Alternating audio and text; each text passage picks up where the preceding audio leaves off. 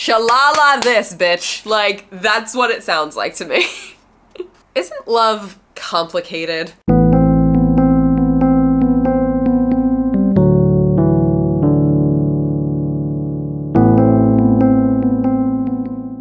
Hey sea stars, welcome back to my channel. It's Jessie, your local sea witch, and today we're doing something a little bit different. So if you read the title of this video, I know what you might be thinking. Why are we talking about creative writing on a sea witchery page? Not only can music help set the general tone for a spell or a ritual, but you can also dive even deeper and extract the lyrics, the notes, really anything that you want to use in your spell work. Today we're specifically going to be focusing on lyrics, but not just any lyrics.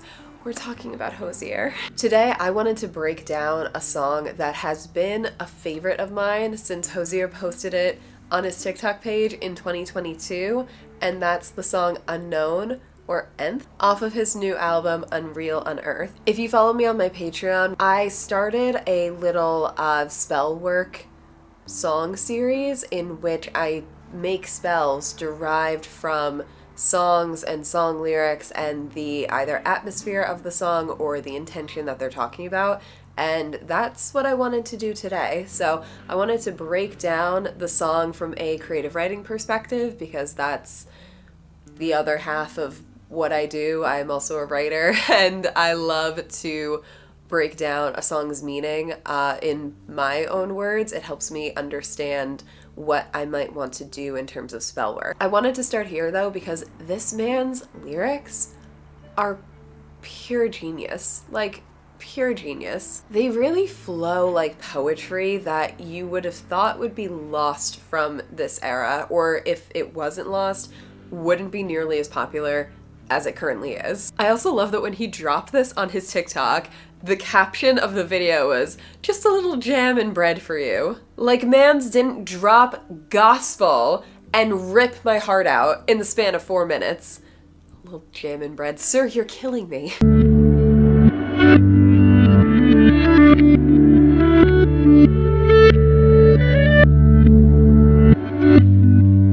So we have a lovely intro and outro as well. That's this gorgeous guitar solo. I wanted to mention this first and foremost because while it's not written, I think it is still super important to the context in which we are getting this song. And the intro and the outro are almost exactly the same. It's almost like the speaker is performing this little guitar solo and has this one breath, this one thought in the middle of this spare second in time to lash all of this out. It's like one breath and then it's back into the solo. I love that concept that you can feel so much, that you can have this entire escape, this entire nostalgic look back on what I would consider the speaker talking about a toxic relationship in a heartbeat. I think it's also extremely relatable because we all have those very intrusive thoughts when we're just doing something mundane and then all of a sudden you're thinking about something so random for 1 second span of time and then you're back into doing the thing and you're like, that was weird. That's kind of what I feel this whole song is supposed to embody, just that 1 second that stretches out into eternity. It also, like I said, feels very nostalgic, which is a huge theme in this song. And by the way, y'all, I prepared for this. I have speaker notes. You know the distance never made a difference to me. I swam a lake of fire, I'd have walked across the floor of any sea, ignored the vastness between all that can be seen and all that we believe. So I thought you were like an angel to me. Boy, why do you do this to me? Why do you do this to me? So the first line, you know the distance never made a difference to me. This could easily just be referring to a long distance relationship. It could also refer to the gap of getting to know someone. When you first meet them, there's this vastness of who they are as a person. They're very easy to project onto because you don't know anything about them. They are the entire universe. in one person. They could be anything. So I like that thought. They're the vastness and all that you can physically see, but also what you believe, what you project onto people. And I find that a lot of times that is a very common trope in love and relationships. When you first meet someone and you think that they are someone else other than who they actually are, you're projecting your hopes, your beliefs, your fantasies onto someone that you don't truly know. The speaker has this almost obsessive, compulsive need to close this gap as quickly as possible. It wants to just, I want to know everything about you this night, right then and there, which, relatable. And this speaker wants to get to know the muse so badly that they are willing to put themselves through hellscapes just to appease this person.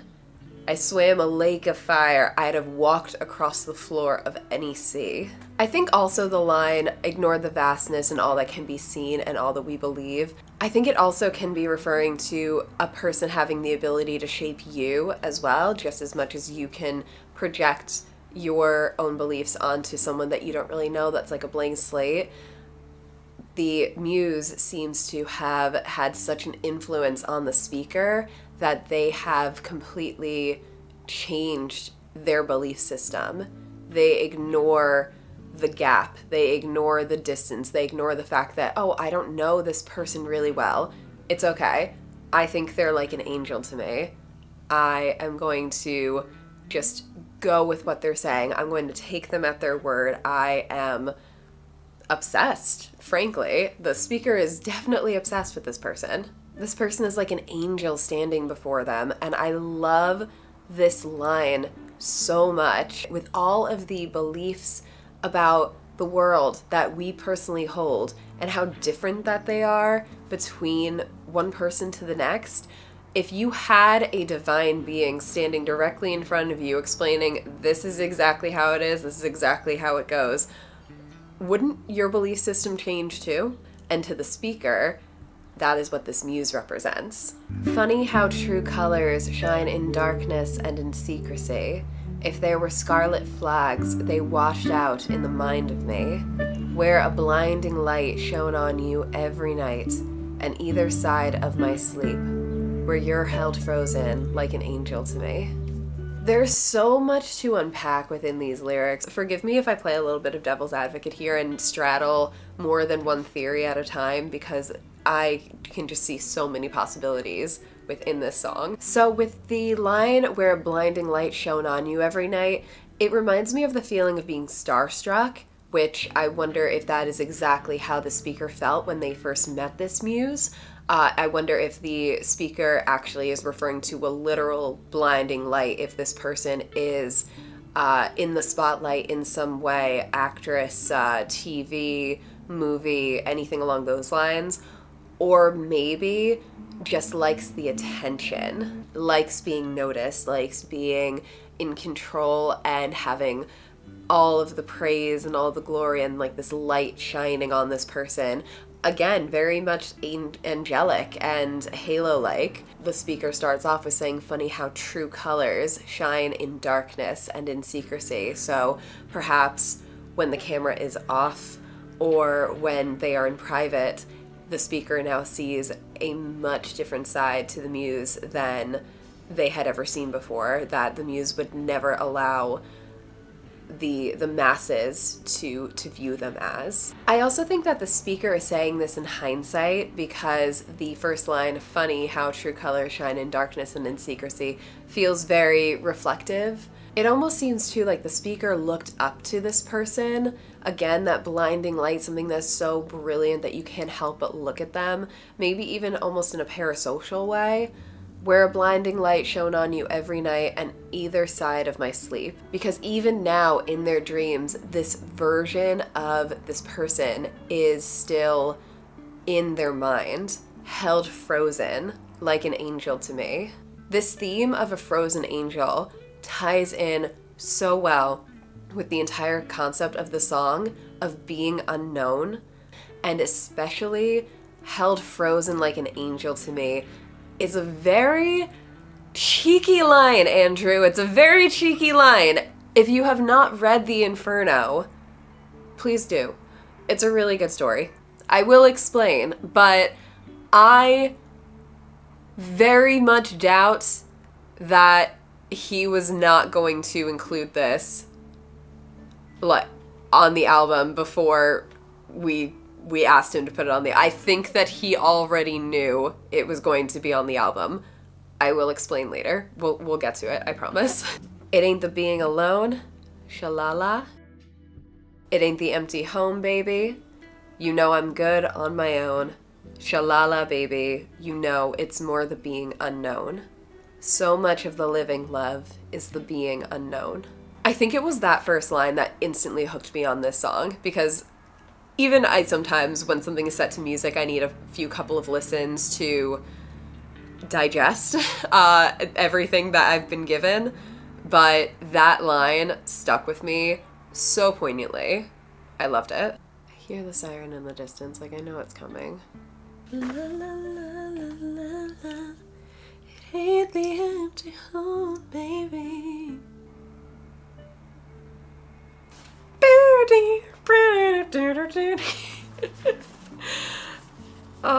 Editing Jesse, please take that out. Don't be cruel. Don't leave that in there.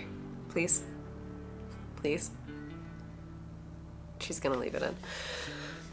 Okay, so I have to touch on the shalalas because, like I said, not only are they heavenly, they sound taunting.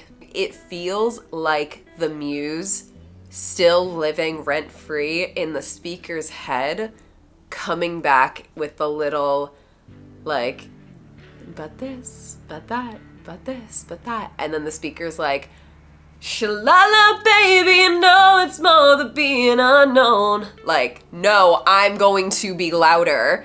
Shalala this, bitch. Like, that's what it sounds like to me. But with the muse that the speaker is referencing, I continue to get these threads of either an actress or maybe even an influencer, like just someone that was in the spotlight or loved the attention. But the second that the speaker starts to question the muse turns on them and becomes like vicious almost. Really quickly going back to the Shalalas because I love them so much. But the way that I feel like the muse, which I truly believe that the Shalalas are the muse singing to the speaker, or like echoing in the speaker's head, it's very taunting and even, and yes, I will make this leap, siren-like. Something that definitely kept pulling the speaker back to the muse over and over and over again, despite all the red flags, despite the cruelty and the torment that this person went through at the muse's hands. The speaker still has this obsession to continue to go back. And if that doesn't scream siren, I didn't expect to make the Sea Witch connection either, but you know what? There it is. If that's all you wanted to tune in on to the video, just to see where the Sea Witch connection was, that's it. Click off. Have a good day. No, I'm kidding. Don't do that, please. There's so much more I need to get through. The speaker then goes on to implore how familiar they are with their own company, with, you know, I'm good on my own, which might be implying once again that the muse is not. The muse cannot be alone. Even if so much of living your life is not in front of a camera, it's not being adored by people, so much of life is contemplation and being unknown and doing things that no one else will ever know about and learning to be okay with that. It may even be something that the speaker learned after their time and maybe even as a lesson from their relationship. You called me angel for the first time, my heart leapt from me. You smile now, I can see its pieces still stuck in your teeth. And what's left of it, I listen to it tick, every tedious beat, going unknown as any angel to me. This is a rising of hope and the crashing of it in 3 lines. Whoa. The speaker is finally recognized by the muse, gets a peek behind the curtain of who they really are, and still knowing that they are not the same person, or that there is more levels to them, that there is a closing of this gap, it's not quite so vast anymore, the speaker still gave the muse their hearts, only for the muse to then rip it apart with their teeth and smile at them while doing so. Talk about treachery. It's in this circle for a reason, and it's a very good one. Having someone that you once loved not only tear you to absolute shreds, but then smile and delight and joke about it. I've experienced that before. If you have, I am so sorry. It is one of the worst forms of treachery, and that's why our lovely Hozier put it in the 9th circle. And now the speaker themselves feels frozen in this time. We've had references to other songs being frozen before. Immediately comes to mind Taylor Swift's Right Where You Left Me is a really good one, where she talks about still being stuck at a restaurant where things imploded in a relationship. I feel very similar that the speaker in this song is talking about how they still feel frozen, still replaying that last moment where everything just came crashing down. It's a frozen moment in time that the speaker will always remember. And what's left of it, I listen to it tick every tedious beat. Have you ever sat in a room with like one of those really old-fashioned grandfather clocks, or any clock like analog that makes a ticking sound, and you have nothing to do except sit in that room and wait for something to happen? Every single tick feels like it takes an eternity to come. Or the ticks do come, but they're so loud in that silent room, and they're so monotonous. And I think that's what the speaker is trying to get across, is that once that happened, once the muse ripped out the speaker's heart and bit it in two. I think it's a Sylvia Plath poem, but the lines I remember, I bit my pretty red heart in two trying to find a way back to you. That also comes to mind for this verse. It's very weighty and heavy and long, and it really shows the dragged out process of what healing can be sometimes. Healing is not just, oh, I feel shitty, and now I'm starting to feel better, and now I'm feeling even better, and now I'm on an upline, and now I'm completely over it, let's move on with life. More often than not, especially after facing treachery, reliving those moments, and you could be fine one day, and then the next tick, you're feeling it. And then the next tick, you're okay. You're like, all right, I moved on, whatever. Move a few ticks down the line, you're like devastated. And that's a cycle that just kind of keeps going until you get longer and longer and longer between each clock tick. There's also another reference that I think he's pulling from when it comes to ticking clock, and that's on the same album with his track number 9, I believe it is, Son of Nyx, where you hear the ticking clock in the pianist's room as they are playing the intro.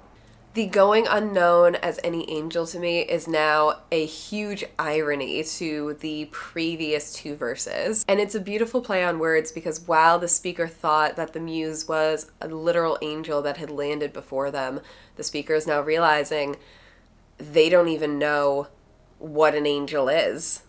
Now, remember how I said that this all ties back to Dante's Inferno? This is how. In the Inferno, Satan resides in the 9th circle of hell, but 9th is not what Hozier has as the second title for this track. It's nth, NTH, which in math, when you raise something to the nth power, you're raising it to the unknown power, or an unknown power. Andrew, why? Why? I'm about to cry. You made me do math for this. Now, there are many descriptions of Satan, but Dante describes Satan as hell's ultimate prisoner. He doesn't rule over the other circles. He's not a grand and powerful being. He is just as trapped as everyone else in hell. In fact, he's frozen from the waist down in a lake of ice. As the first to betray God, he is held forever in this frozen lake, devouring 3 of history's other great betrayers: Judas, Brutus, and Cassius. Cassius? Seriously? So, my heart leapt from me. You smile, now I can see its pieces still stuck in your teeth. The speaker is literally calling this muse Satan. And you thought this was just a little jam and bread. Just a little jam and bread. What? I am not well. When I did deeper research into this song because I wanted to know more, maybe that description would have been better being unknown. And in all of this, we haven't even gotten to the bridge. The bridge! Do you know I could rock beneath the weight of the goodness, love I still carry for you, that I'd walk so far just to take the injury of finally knowing you. This one is painful. I mean, the whole song is, but damn. This speaker, after having their entire world come crashing down around them after experiencing this horrible betrayal, still holds on to that first bit of goodness that they sensed in the muse. Maybe even still loves them. And the weight of this cognitive dissonance, which basically just means when what is happening around you doesn't match what you have in your head. And I think the weight of it is so strong that when it hits them in this moment in time, they need to scream it from the rooftops, which this bridge is. Do you know how much good I still have for you, how much good I still hold in my heart after everything you've done? And now the lengths that this speaker has to go through just to try to forget that this person ever existed, that they ever knew them. I think also for the speaker, it's easier for them to acknowledge that this person was always an enemy, was always an adversary, as opposed to living in that cognitive dissonance of, I hate them, but I still love them. And I don't think that there's many people that can't relate to that in some form. The speaker definitely seems to have learned a lot, even if they experienced a lot of pain as well. And knowing the muse on some form might have been better than never knowing them at all. This also, I feel, ties back into the song Francesca. Then we have the final closing chorus with a slight twist. It ain't the being alone, Shalala, it ain't the empty home, baby. You know I'm good on my own. Shalala, baby, you know it's more the being unknown. And there are some people, love, who are better unknown. This final line is also a homonym, and beautiful here that the speaker still includes love. It's an endearment that the speaker just can't seem to shake off of the muse. It's repeated in different ways, like still the speaker still calling the muse baby, still praising them. It's something that they just can't quite shake off yet, because they still, I think, have feelings for the muse. Even if at the same time they are telling the muse, it would have been better if we had never met.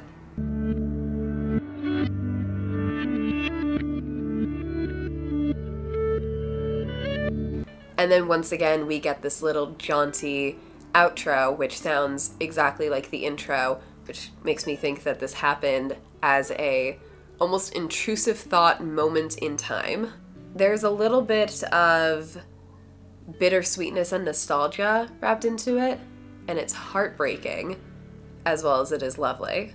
So I think we need to all take a breather here to acknowledge the fact that in a song that is 4 minutes and 40 seconds long, we descend into the 9th layer of hell.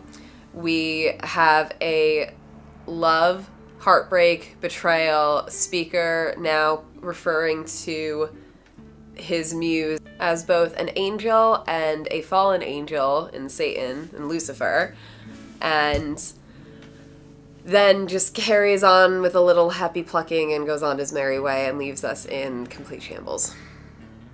Holy shit. So when I was listening to this song, I was really thinking about what kind of spell I could work off of for this to make it something that is not only personal to me, but I could play the song over and over again while I cast the spell, because that's really the only thing I'd want to hear while casting it. And I honestly thought of a cord cutting. Now, if you follow me on Patreon, I do have a Sea Witches version of a cord cutting, so that will be available there. I think I also may make a subsequent video, because this one was already way too freaking long. I'm gonna have to split it into 2 parts, of my performing the spell that I feel correlates the best with a song like Unknown, which is a spell to make someone unknown to you. What cord cuttings do is they are energetic ties, like cords of either fate or love or relationships, things that bind us to people and situations in our lives. And when you do a cord cutting, a lot of people think that it is very one and done. You snip the cords and you're gone. But I like hearkening it back to Unknown because there's a lot more that goes into it. The speaker is also reflecting on the fact that they learned a lot of good lessons. So it's not that they want to completely erase this person, and I don't think that's actually the case at all. I think that the speaker is a little masochistic in the way that they like the pain that they experience from this person, because it almost makes them feel alive.